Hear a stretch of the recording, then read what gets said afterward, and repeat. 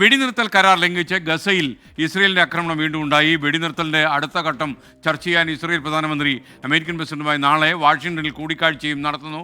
ഈ അവസരത്തിൽ B James ചേരുന്നു. Good morning B James. Good morning. Hi. ആരോഗ്യത്തോടെ ഇരിക്കുന്നു എന്നുള്ളത് സന്തോഷം. ബി ജെയിംസ് ഇന്ന് വളരെ സുസ്മേരവതനായി കാണുന്നു. തീർച്ചയായിട്ടും.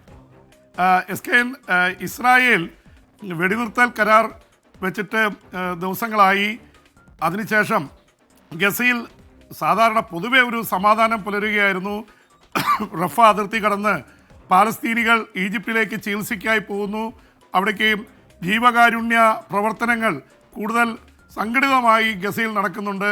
അതിനിടയിലാണ് ഇപ്പോൾ എല്ലാവരെയും അമ്പരപ്പിച്ചുകൊണ്ട് ഇസ്രായേൽ ഗസയിലെ വ്യോമാക്രമണം നടത്തിയത്. അവർ പറയുന്നത് ഈ ഹമാസുമായി ബന്ധമുള്ള ചില വാഹനങ്ങൾ മൂവ് ചെയ്യുന്നത് കാണുകയും അതേ തുടർന്ന് നടത്തിയ ആക്രമണമാണെന്നാണ് പറയുന്നത്. എന്തായാലും വാഹനങ്ങൾക്ക് നേരെയാണ് ഇസ്രായേലിൻ്റെ വ്യോമാക്രമണം ഉണ്ടായത്.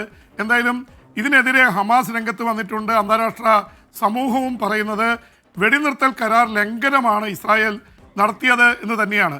എന്തായാലും പൊതുവെ വെടിനിർത്തൽ കരാർ പാലിക്കപ്പെടുന്നുണ്ട്. ഇതിന് വിപരീതമായിട്ട് നടന്നൊരു സംഭവമാണ് ഈ വെടിനിർത്തൽ കരാറിനെ ലംഘിച്ചുകൊണ്ട് ഇസ്രായേൽ നടത്തിയ ആക്രമണം.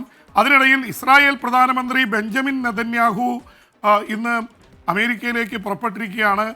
നാളെ അവിടെ അമേരിക്കൻ പ്രസിഡന്റ് ഡൊണാൾഡ് ട്രംപുമായിട്ട് ഇസ്രായേൽ പ്രധാനമന്ത്രി ബെഞ്ചമിൻ നെതന്യാഹുവിന് കൂടിക്കാഴ്ചയുണ്ട്. വളരെ പ്രധാനപ്പെട്ട ഒരു കൂടിക്കാഴ്ചയാണ്. അമേരിക്കൻ പ്രസിഡന്റായി ഡൊണാൾഡ് ട്രംപ് ചാർജ് എടുത്ത ശേഷം ഇതാദ്യമായിട്ടാണ് മറ്റു രാജ്യത്തു നിന്നുള്ള ഒരു പ്രധാനമന്ത്രി അദ്ദേഹത്തെ സന്ദർശിക്കാൻ എത്തുന്നത്. അതുകൊണ്ട് തന്നെ ഇസ്രായേലിന് അമേരിക്ക നൽകുന്ന പ്രാധാന്യത്തിൻ്റെ കൂടി ഇത് പരിഗണിക്കേണ്ടി വരും. ആ തരത്തിൽ രണ്ടാം ഘട്ടം വെടിനിർത്തലിന് എന്തായിരിക്കണം? ഇപ്പോൾ ബന്ദികളെ അങ്ങോട്ടും ഇങ്ങോട്ടും വിട്ടയക്കുന്നു. ഇനി ഗസയിൽ നിന്ന് പിന്മാറിയാൽ അവിടുത്തെ ഭരണം സംബന്ധിച്ച് ഹമാസിൻ്റെ നിലപാട് സംബന്ധിച്ചൊക്കെയുള്ള കാര്യങ്ങൾ ചർച്ചാ വിഷയമാവും. അതിനിടയിൽ അമേരിക്കൻ പ്രസിഡന്റ് വലിയൊരു പ്രധാനപ്പെട്ടൊരു കാര്യം മുന്നോട്ട് വെച്ചിട്ടുണ്ട്. ഗസയിൽ നിന്ന് 23 ലക്ഷം പാലസ്തീനികൾ ജോർദാനിലേക്കും ഈജിപ്തിലേക്കും മാറിപ്പോകണം. അതിനെതിരെ മറ്റു രാജ്യങ്ങളൊക്കെ രംഗത്ത് വന്നു. പക്ഷെ അതുവരെ ചർച്ച ചെയ്യപ്പെടും. കാരണം ഇവർ രണ്ടുപേരും കുറച്ച് തീവ്രവാദ സ്വഭാവമുള്ളവരാണ്. ബെഞ്ചമിൻ നെതന്യാഹുവിനെ സംബന്ധിച്ചിടത്തോളം തൻ്റെ വളരെ അടുത്ത സുഹൃത്താണ് ഡൊണാൾഡ് ട്രംപ്. അപ്പോൾ ഡൊണാൾഡ് ട്രംപുമായിട്ട് ആ തരത്തിലൊരു ചർച്ച നടക്കും. അമേരിക്കയും ഇസ്രായേലും തമ്മിലുള്ള ബന്ധം കൂടുതൽ ശക്തിപ്പെടുത്താനും പശ്ചിമേഷ്യയുടെ ഒരു നയം ഇസ്രായേൽ സൗദി അറേബ്യയുമായും UAE-യുമായും മറ്റു രാജ്യങ്ങളുമായിട്ടൊക്കെ ഉണ്ടാക്കിയ അബ്രാഹാം കരാറിന് പിന്നിൽ ഡൊണാൾഡ് ട്രംപ് ആയിരുന്നു കഴിഞ്ഞ ഭരണകാലത്ത്.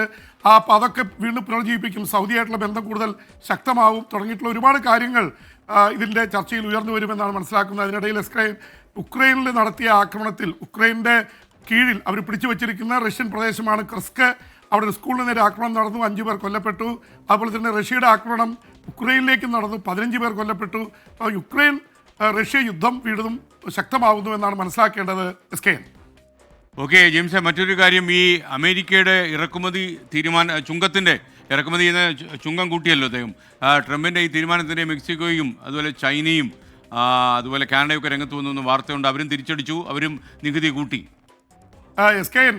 ഈ ട്രംപ് പറഞ്ഞുകൊണ്ടിരുന്നത് ഞാൻ വന്നാൽ യുദ്ധങ്ങളൊക്കെ നിർത്തുമെന്നാണ്. ഇപ്പോൾ ഇസ്രായേൽ യുദ്ധം നിന്ന് ഒരുപക്ഷെ യുക്രൈൻ യുദ്ധവും അധികം നീണ്ടു പോവില്ല എന്ന് വിചാരിക്കാം. പക്ഷേ ആ യുദ്ധത്തേക്കാൾ ട്രംപിന് എന്നും ഹരം വ്യാപാര യുദ്ധത്തിലാണ്. കാരണം ട്രംപ് ഒരു അടിമുടി ബിസിനസ്സുകാരനാണ്. അത് ട്രംപ് ടവറും ട്രംപ് സാമ്രാജ്യമൊക്കെ. അപ്പോൾ അദ്ദേഹം കഴിഞ്ഞ തവണ അധികാരത്തിൽ വന്നപ്പോൾ 2018 ട്രംപ് ചൈനയ്ക്കെതിരെ വ്യാപാര യുദ്ധം പ്രഖ്യാപിച്ചിരുന്ന ആ യുദ്ധം ഇപ്പോഴും ഒളിഞ്ഞും തെളിഞ്ഞും മുന്നോട്ട് പോയിക്കൊണ്ടിരിക്കുകയാണ്. ഒരുപക്ഷെ ഒരു ലോക നേതാവ് ഒറ്റയ്ക്ക് അമേരിക്ക ചൈന ബന്ധം തകർത്ത് കളഞ്ഞതിൻ്റെ ഒരു ക്രെഡിറ്റ് ട്രംപിനുള്ളതാണ്. ഒരുപക്ഷെ ഇന്ത്യക്ക് ആശ്വാസമുള്ള വാർത്തകളാണത്.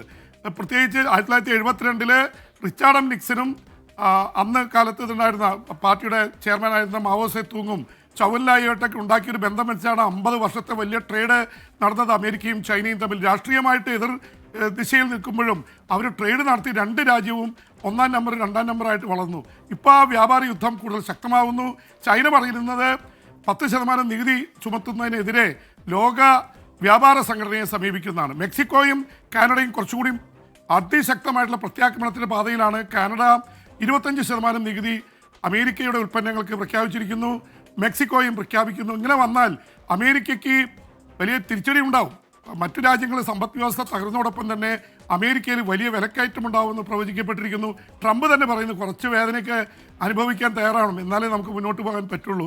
അതുകൊണ്ട് അമേരിക്കയിൽ വിലക്കയറ്റം രൂക്ഷമാവും. കാനഡയിലെയും അതുപോലെ തന്നെ മെക്സിക്കോയിലെയും അനധികൃത കുടിയേറ്റക്കാർ അമേരിക്കയിലേക്ക് ഇറച്ചു കയറുന്നു. അത് നിർത്തിയാൽ വേണമെങ്കിൽ ഈ ഇറക്കുമതി ചുങ്കം കുറയ്ക്കുന്നതിനെക്കുറിച്ച് ചിന്തിക്കാം. എന്നാലും വ്യാപാര യുദ്ധം അതിശക്തമായ ഭാഷയിൽ വരികയാണ് എന്ന് മാത്രമല്ല, കാനഡയുടെ രാജിവെച്ച പ്രധാനമന്ത്രി ജസ്റ്റിൻ ട്രൂഡോ പറഞ്ഞത് അമേരിക്കയുടെ മുഴുവൻ വസ്തുക്കളും പണ്ട് ഗാന്ധിജി പറഞ്ഞ പോലെ എല്ലാം ബഹിഷ്കരിക്കുക, അമേരിക്കയിലേക്ക് ഈ കാനഡക്കാർ യാത്ര പോകരുത്. നമ്മൾ ഒരുപാട് കാലത്തെ ബന്ധമുണ്ടായിരുന്ന ഒരു രാജ്യമാണ്. ആ രാജ്യങ്ങൾ തമ്മിൽ ഇങ്ങനെ വിഭജിക്കുന്ന ട്രംപിൻ്റെ നയത്തിനെതിരെ കാനഡ അതിശക്തമായി തിരിച്ചടി നടത്തും എന്നാണ് ട്രൂഡോ പ്രഖ്യാപിച്ചിരിക്കുന്നത് എന്നാണ് മനസ്സിലാവുന്നത്. എസ്കേൻ, തീർച്ചയായിട്ടും ഈ തരത്തിൽ വലിയ രീതിയിലുള്ള ഒരു പ്രശ്നത്തിലേക്ക് അമേരിക്ക ലോക വ്യാപാര നയങ്ങളെ മുഴുവൻ ഡിസ്റപ്റ്റ് ചെയ്യുന്ന ഒരു നിലപാടിലേക്ക് കാര്യങ്ങൾ എത്തിയിരിക്കുന്നു. എസ്കേൻ. Okay, thank you Baby James. ഇനി വിദേശ വാർത്തകളുമായി പി ഇതേ സമയം നാളെ വരും.